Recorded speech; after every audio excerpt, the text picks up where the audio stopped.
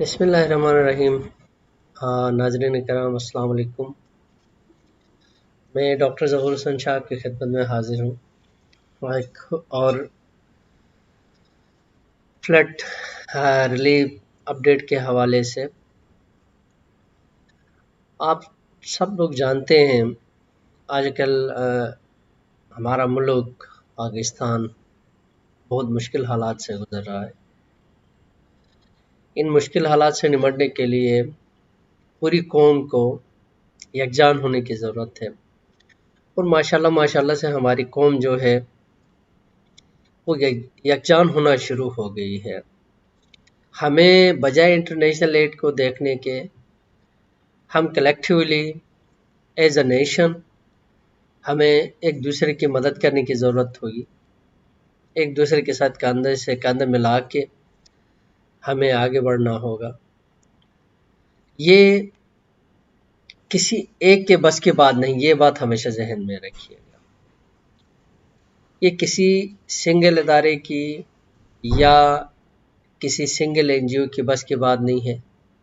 کہ ہم اس تباہ کاری سے فلڈ کے نکل آئے۔ اس کے لیے کلیکٹیو ایک وزڈم کے ساتھ ساتھ ایک کلیکٹیو سٹرگل کی ضرورت ہے۔ تو ہم سب نے ایک کلیکٹیو سٹرگل کرنا ہے، اور جو بھی ایڈ چاہے لوکلی ہم کلیکٹ کریں، نیشنل وائڈ کلیکٹ کریں، یا انٹرنیشنل ڈونرز کی طرف سے آ جائے، یا ہمارے اوورسیز پاکستانی جو پاکستان کا سب سے بڑا اثاثہ ہیں ان کی طرف سے آئے، وہ جو ایڈ ہمیں آتی ہے یا آ رہی ہے،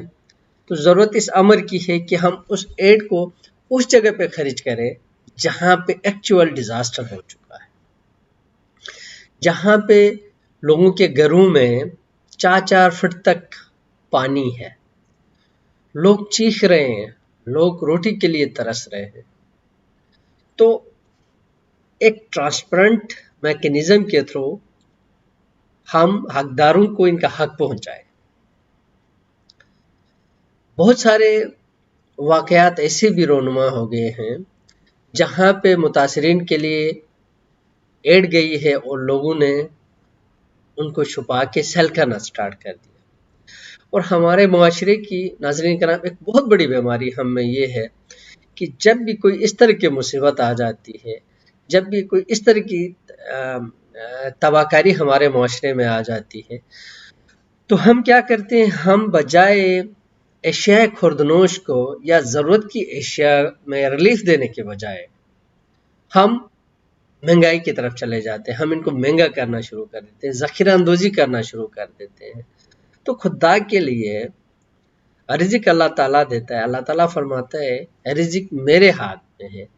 انسان آپ محنت کریں، اس کا پھل دینا میرا کام ہے، آپ کا کام نہیں ہے۔ تو ہمارے معاشرے کے اندر یہ ہے، جب بھی ہم سب نے ایکسپیرینس کیا، آپ دیکھیں جب بھی رمضان کا مہینہ سٹارٹ ہوتا ہے، پوری دنیا کے اندر جو ہے وہ مسلمانوں کو ریلیف ملتی ہیں، اشیاء خوردنوش سستی ہو جاتی ہیں، مہنگائی تھوڑی سی کم ہو جاتی ہے۔ لیکن پاکستان میں، ہمارے ملک کے اندر یہ اسٹوری الٹ ہوتی ہے۔ جب رمضان آ جاتا ہے، ہمارے پاس اشیاء خوردنوش مہنگی ہونا شروع ہو جاتی ہے۔ وہ ایک عام صارف کے بس کی بات نہیں ہوتی ہے کہ وہ جا کے اپنے رمضان کی جو ہے، رمضان کا جو مبارک مہینہ ہے، اس کو بہت اچھے انداز میں گزار سکے۔ اسی طرح اب ان دنوں میں پاکستان جو ہے وہ فلڈ کی تباہ کاریوں سے نمٹ رہا ہے۔ بہت سارے لوگ جو ہیں وہ بے گھر ہو چکے ہیں، بہت سارے مکانات تباہ ہو چکے ہیں، 3000 کے لگ بھگ لوگ، ہمارے معصوم لوگ، اس فلڈ کی زد میں آ کے وفات پا چکے ہیں۔ لیکن یہ تو تصویر کا ایک رخ ہے جہاں پہ تباہی ہے، اور تصویر کا دوسرا رخ یہ ہے، ہمارے پاکستانی سب اکٹھے ہو کے اپنے بہن بھائیوں کی مدد کرنا چاہ رہے ہیں، اور ان میں سے پھر ایک طبقہ ایسا ہے، ہم میں سے ایک طبقہ ایسا ہے جو ذخیرہ اندوزی کے پیچھے لگا ہوا ہے، جو اشیاء خوردنوش کو مہنگا سیل کر رہا ہے۔ اب جیسے آج کل دیکھیں، آپ سبزیاں آپ خرید نہیں سکتے، آپ دیکھیں چکن آپ خرید نہیں سکتے ہیں، بیف مٹن آپ خرید نہیں سکتے ہیں۔ تو ٹھیک ہے، ایک ایک ایک مصیبت آ گئی ہے پاکستان کے اندر، لیکن جو گراں فروش ہیں ان کو یہ بھی سوچنا چاہیے کہ اسی طرح کی ہی حرکتوں کی وجہ سے اللہ تعالیٰ ہمارے اوپر عذاب ڈالتا ہے، اسی طرح ذخیرہ اندوزی کی وجہ سے، اسی طرح مہنگا بیچنے کی وجہ سے۔ اگر کوئی 10 روپے کی چیز آپ کو پڑ جاتی ہے، آپ 15 روپے پہ سیل کریں، اس کو 100 پہ تو نہ کریں کم از کم۔ تو آج ایک مصیبت یہ پڑی ہے، لوگ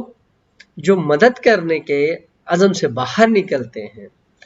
ان کو بھی یہ مہنگائی روک دیتی ہے، اور یہ خود ساختہ مہنگائی ہے۔ ٹھیک ہے،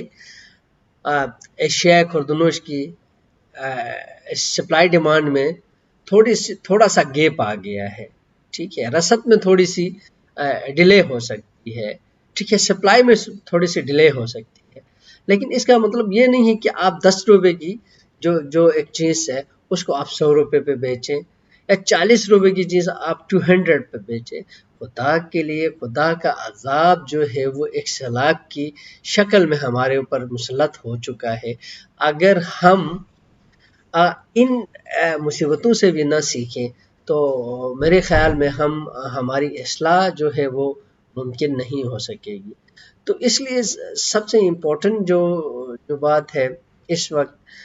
سیلاب متاثرین کے گھر تو تباہ ہو گئے، ان کے مال مویشی تو ختم ہو گئے، یہ بے گھر تو ہو گئے، لیکن سب سے امپورٹنٹ بات یہ ہے کہ ان کی ریہیبلیٹیشن کی ہے، کہ اب ان کو کیسے ریہیب کیا جائے، کہاں پہ ان کو ٹھہرایا جائے، کہاں پہ ان کو گھر بنا کے دیا جائے۔ بہت سارے ایریاز ایسے ہیں جہاں پہ ایک دفعہ اس ایریے میں فلڈ آنے کے بعد زرعی اراضی جو ہے وہ ختم ہو گئی، بہا لے گیا سیلاب، جو باغات ہیں وہ بہا لے گئے، اب ان کے پاس وہ زمینیں بچی ہی نہیں ہیں، تو ان لوگوں کو کہاں ان کی آباد کاری ہو، ان کو ایک پرماننٹ جو ہے وہ سلوشن کہاں پہ دیا جائے کہ ان کی رہائش ہو وہاں پہ۔ جیسے کل جو ہے ٹیلی تھون جو ہے فنڈ ریلیف میں عمران خان صاحب کے ہم دیکھ رہے تھے، وہاں پہ گلگت بلتستان کا سی ایم موجود تھا، KPK کا پنجاب کا سی ایم موجود تھا، تو بہت سارے لوگ ابھی گلگت بلتستان کے سی ایم صاحب کہہ رہے تھے کہ ہمارے کچھ ایریاز ایسے ہیں جہاں پہ فلڈ تو آ گیا، فلیش فلڈ آ گیا، ٹھیک ہے نا۔ تو فلیش فلڈ کا مقصد یہ ہے کہ اتنی تیزی سے زمینوں کو بہا کے لے گیا، مال مویشی کو بہا کے لے گئے، زرعی اراضی کو بہا کے لے گئے، تو ان کا کہنا یہ تھا کہ اب وہ جو فلڈ نے زمینیں اور باغات سب بہا کے لے گئے، اب مسئلہ یہ ہے کہ وہ جو لوگ متاثر ہو گئے ہیں ان کی آباد کاری کا ہے، ریہیب کا ہے، ان کو زمینیں دینا ہے، وہاں گھر بنانا ہے، ان کو وہاں پہ آباد کرنا ہے۔ تو سب سے بڑا ایشو، بہت سارے KPK کے ایریاز ایسے ہیں جہاں پہ پہاڑی ایریوں میں لوگ رہتے ہیں، یا گلگت بلتستان یا ایون کشمیر ہے، وہاں پہ پہاڑی ایریوں میں لوگ رہتے ہیں، اگر ایک دفعہ جو ہے فلڈ آ گیا وہاں پہ، تو وہ صرف زرعی اراضی کو تباہ ہی نہیں کرتا، اپنے ساتھ بہا کے لے جاتا ہے، پہاڑوں سے نیچے کی طرف جو ہے وہ جو پانی کا جو بہاؤ ہوتا ہے وہ نیچے کی طرف ہوتا ہے، تو وہ ساری زمینیں کٹ کے نیچے انڈس ریور میں شامل ہو جاتی ہیں۔ تو ہمارے لیے چیلنجز بہت سارے ہیں، ریہیبلیٹیشن کے بہت سارے چیلنجز ہیں ہمارے پاس، اور ہمارے پاس لوگوں کی جو بیماریاں ہیں، سیلاب کی وجہ سے جو بیماریاں پھیلی ہوئی ہیں، ان کی ٹریٹمنٹ کا سب سے بڑا جو ہمارے پاس ایک چیلنج ہے سامنے، سیلاب تو آ گیا، آ کے چلا بھی گیا، خشک بھی ہو گیا، تو مسئلہ یہ ہے ان ساری چیزوں کو کوپ کرنے کے لیے ہمیں مل بیٹھ کے ساری قوم نے یکجا ہو کے اس کے اوپر سوچنا ہوگا، اس کے اوپر جو ہے وہ کلیکٹیولی ایفرٹس کی ضرورت ہوگی،